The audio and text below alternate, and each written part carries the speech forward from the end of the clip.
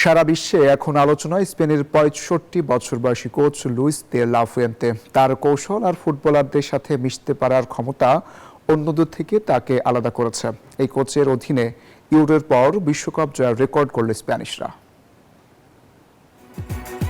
চেহারা দেখলেই মনে হতে পারে কোনো বিশ্ববিদ্যালয়ের অধ্যাপক, তবে এই শিক্ষক পাঠ দেন ফুটবলারদের। কেতাদুরস্ত এই ভদ্রলোকের হাত ধরে বিশ্বকাপে দ্বিতীয় শিরোপা ঘরে তুলেছে স্পেন। লুইস দে লা ফুয়েন্তের কৌশলের কারণে ইউরোর পর বিশ্বজয় ট্রফি ঘরে তুলেছে দলটি। অথচ ১৩ বছর আগে বেকার জীবনের অবসান ঘটাতে খুঁজছিলেন চাকরি। তখন যদি বলা হতো তিনি একদিন বিশ্বকাপ জয়ী ফুটবল দলের কোচ হবেন, হয়তো হেসেই উড়িয়ে দিতেন। অথচ সেটি হয়েছে। স্পেনের বিশ্ব চ্যাম্পিয়ন হওয়ার নেপথ্যে হিরো দে লা ফুয়েন্তে। ২০২২ সালে বিশ্বকাপে হতাশজনক পারফরমেন্সের পর সরে দাঁড়ান লুইস এনরিকে। তখন স্পেনের জাতীয় দলে নতুন কোচের নাম দেখে অনেকেই আক্ষেপ করেন, জাতীয় দলের সিনিয়র পর্যায়ে কোনো অভিজ্ঞতা নেই।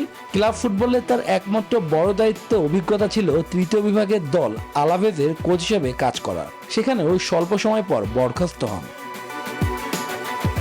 তবে স্পেনের জাতীয় দলের দায়িত্ব দেওয়ার পেছনে বড় কারণই ছিল বয়সভিত্তিক ফুটবলে তার অবদান। ২০২১ সালে টোকিও অলিম্পিকে অনূর্ধ্ব ২৩ দলকে জেতান রৌপ্য পদক। সে সময়ে তার হাত ধরে বেড়ে উঠেছেন Rodri, Fabian Ruiz, Mikel Merino, উনাই সিমিওনরা।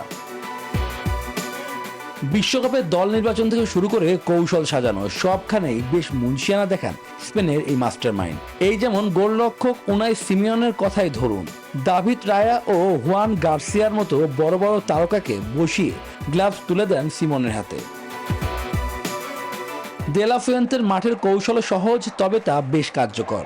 বল দখলে রেখে প্রতিপক্ষকে ক্লান্ত করে ফেলা, আবার বল হারানোর সঙ্গে সঙ্গে তীব্র চাপে প্রতিপক্ষকে বিভ্রান্ত করা। সেই কৌশলে ইতিহাস লেখেন বিশ্ব চ্যাম্পিয়নরা। শুভ দেবনাথ, নিউজ 24।